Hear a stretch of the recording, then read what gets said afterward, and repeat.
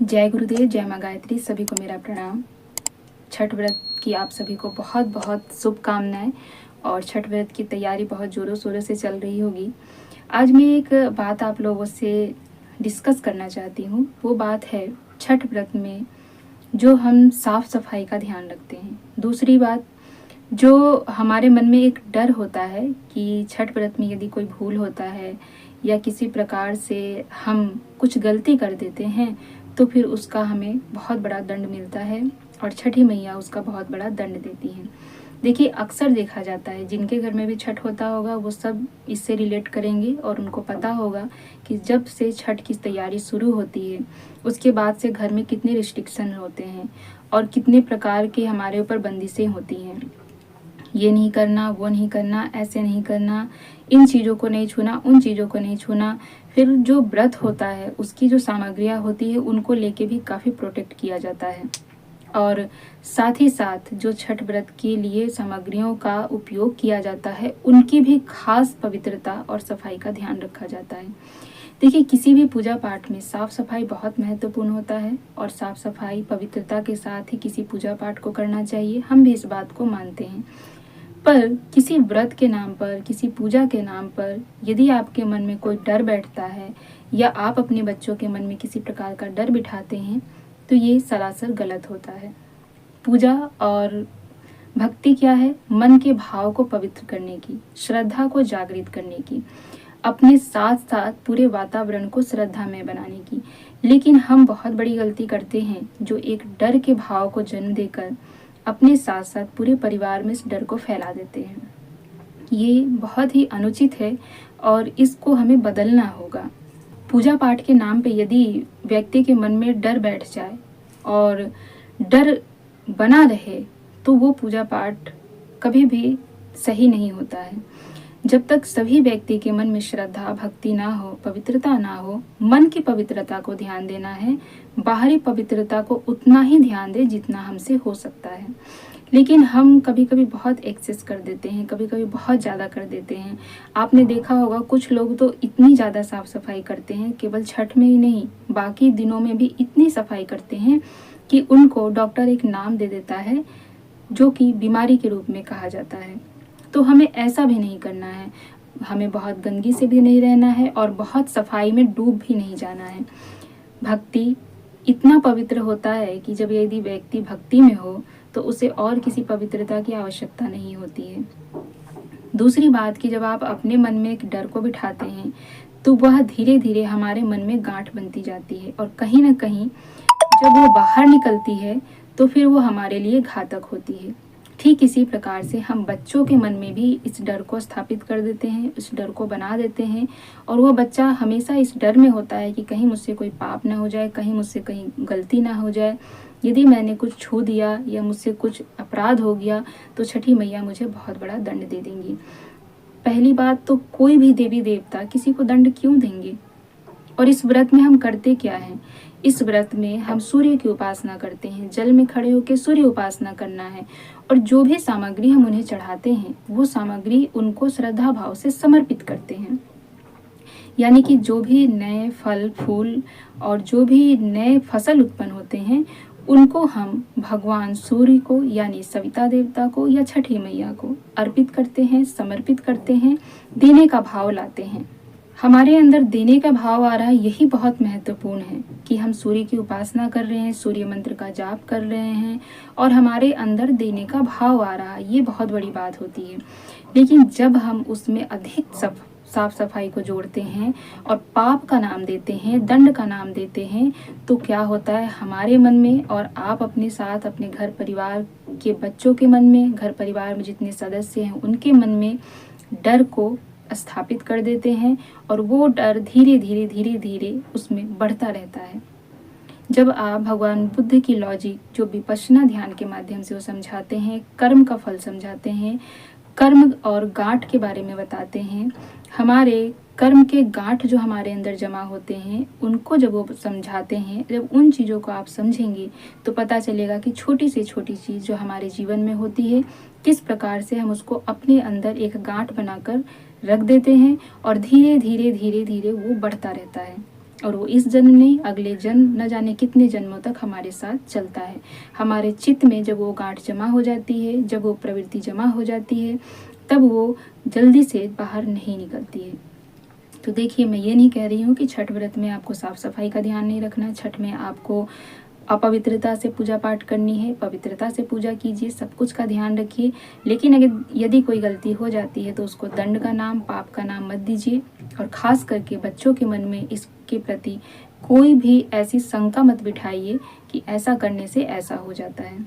हमने देखा है कि चाहे छठ व्रत हो, चाहे कोई भी व्रत हो, अपनी सुविधा के हिसाब से लोगों ने नियम को बदला है। जब जब उनकी जैसी सुविधा हुई है, उन्होंने उस प्रकार से नियम को बदल दिया है। अब जैसे मैं बात करूं, बहुत सी घटनाएं मैंने देखी है छठ व्रत को ही लेके। वही छठ व्रत के ही बहुत से एग्जाम्पल मैं आपको आज बताती हूँ, अपने जीवन से जुड़े ही बताऊंगी आपको। जो भी मैंने देखा है, मैंने अनुभव किया है, उसके हिसाब से आपको बताती हूँ।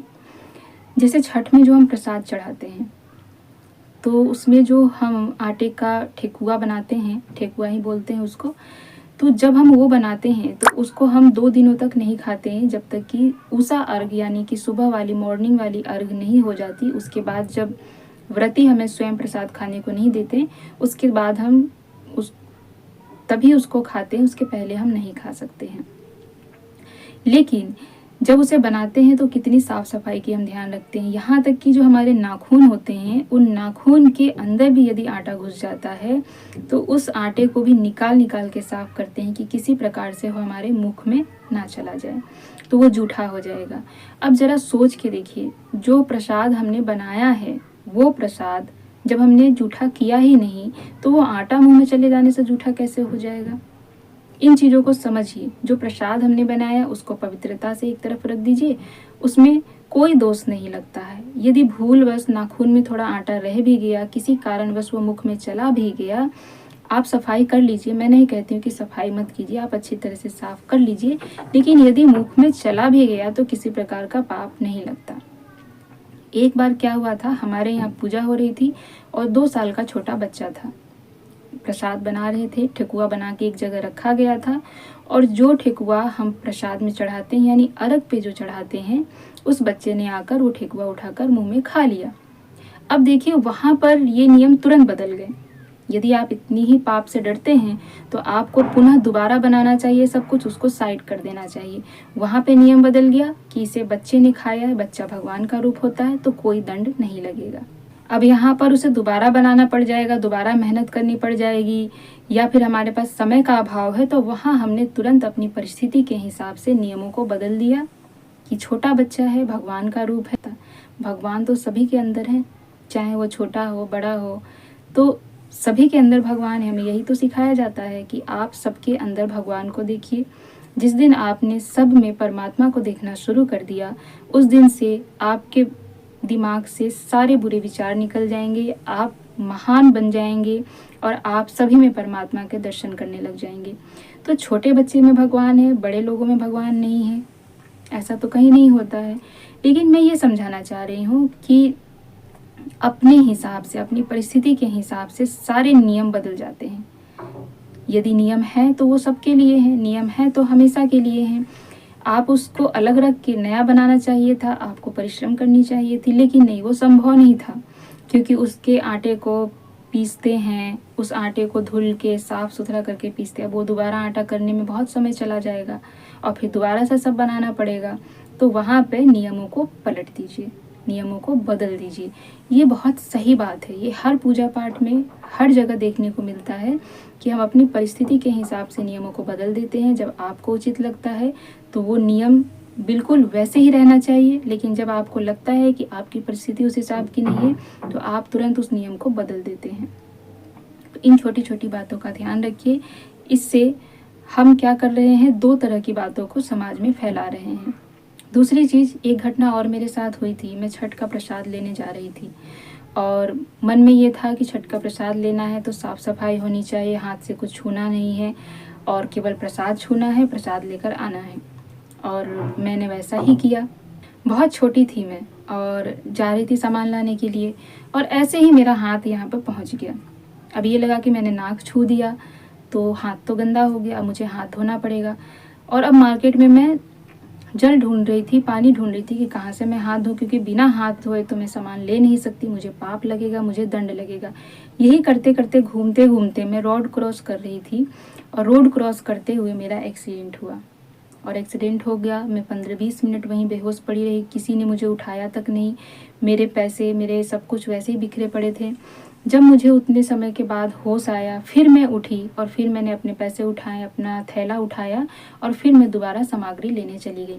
अब यहाँ पर देखिए कि एक छोटे से डर की वजह से कितना बड़ा हादसा हुआ, और वो हादसा जो एक छोटे बच्चे के साथ हुआ, आज भी उसका दर्द रहता है। और उस समय तो हालत ऐसी हो गई थी कि बिल्कुल मरने वाली हालत हो गई थी। किसी प्रकार से सामान लेकर घर पहुंची, फिर उसके बाद उल्टियां होने लगी। डॉक्टर ने यहाँ तक कह दिया कि 1-2 और उल्टियां होती तो बचाना मुश्किल हो जाता, ये नहीं बचती। पर फिर भी किसी प्रकार बच गई, क्योंकि वो चोट अंदरूनी था। सर फटने से ब्लड बाहर आ जाता है तो एक बार को डर नहीं होता, पर लेकिन ब्लड अंदर क्लॉट हो जाता है तो डर बना रहता है। अब देखिए, उस वक्त छठी मैया तो बचाने नहीं आई, एक छोटे से डर की वजह से इतना बड़ा हादसा हो गया, जान भी जा सकती थी। तो छठी मैया ये नहीं कहती कि आपको अपनी जान पे खेलना है। छठी मैया कहती है साफ सफाई का ध्यान रखना है। ईश्वर कहता है कि आप पवित्रता का ध्यान रखिए, पर अंधविश्वास में मत फंसिए। और ये क्या था? अंधविश्वास था। यदि मैंने नाक छू भी लिया तो क्या हुआ? जो सामान बेच रहा है, क्या वो हाथ पैर धो के बैठा रहता है? नहीं। किसी आप दुकान में जाएंगे तो वहीं पर वो अंडा भी बेचता है, वहीं आपको आटा भी देता है, दाल भी देता है, वो तो हाथ नहीं धोता। तो दुकान का एग्जाम्पल क्या दिया जाता है कि दुकान में सब कुछ मान्य है, दुकान का इतना नहीं पकड़ा जाता, दुकान का इतना नहीं लिया जाता। मैं यही कह रही हूँ कि अपनी परिस्थिति के हिसाब से तुरंत नियम बदल जाते हैं। तो इन नियमों को बदलना ना बदलना मनुष्य के अपने ऊपर डिपेंड करता है। तो फिर हम क्यों ना कुछ छोटे छोटे बदलाव को करके इस व्रत को और भी सुंदर बना लें, ताकि लोगों के मन में डर ना हो। आप देखेंगे कि घर में एक तनाव का माहौल बन जाता है जब किसी व्रत में आप तनावपूर्ण होकर काम करते हैं। ये नहीं छूना, वो नहीं छूना, ऐसे नहीं करना, वैसे नहीं करना, तो सभी के मन में थोड़ा तनाव होता है, डर होता है कि ये ना हो जाए, वो ना हो जाए। तो ऐसा बिल्कुल नहीं होना चाहिए, क्योंकि पूजा पाठ में श्रद्धा भक्ति इतनी होनी चाहिए कि सभी खुश हों, सभी मन लगाकर काम करें और किसी के मन में कोई डर ना हो।